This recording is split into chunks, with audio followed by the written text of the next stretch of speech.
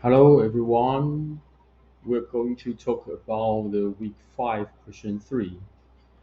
In this question, you're giving a conjunction that is any even number can divide into two prime numbers sum.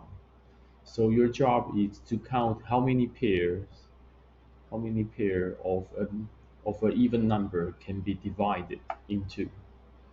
Okay, the input is just one positive number n, and the output is the number of the pair. So for the input, we declare a variable n to store the value of input. So I using the scanf and read one integer and kept the value in n. And to find out all the pairs, I'm going to use the for loop. So I declare another variable j to control the for loop. Because we're going to test if the two number of a pair, they both are prime number. So we start from the smallest prime number 2. So I start from j to 2, from 2 to j less or equivalent than n divided by 2.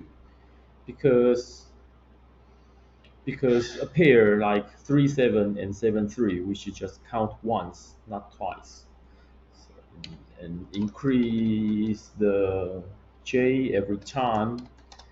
And inside this loop, we just fix the first number of the pair j, and we use another variable k to store the second number in the pair. So the k will be n minus j. Now we're going to test if j and k both are prime number. Let's start from j. So I'm using a for loop I to test if j is a prime or not. For I start from 2 and I times I less or equivalent than j, and every time I increase I, if j modulo I and get remainder 0, then just break the loop. When the break execute, that means j is not the prime number. If the break never execute, then this condition will be false. So we just use this condition I times I less or equivalent than j, and invert it. I'm using a not sign. So if this condition is false, then j is the prime number. Okay, so if j is prime number, then we test k using the same method I from 2, I times I less or equivalent than j, and increase I every time. And if k modular I and get the remainder 0, then break the for loop. Okay,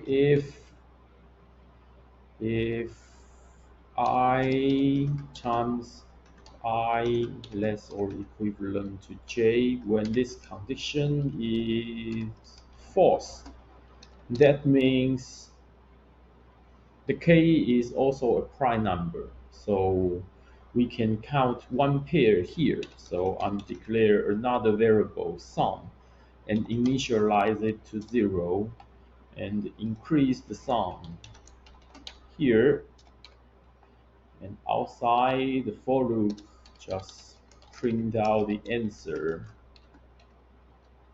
sum. Okay, let me double check everything. I think it's correct. Just submit the code and get accept. And that's it for week 5 question 3.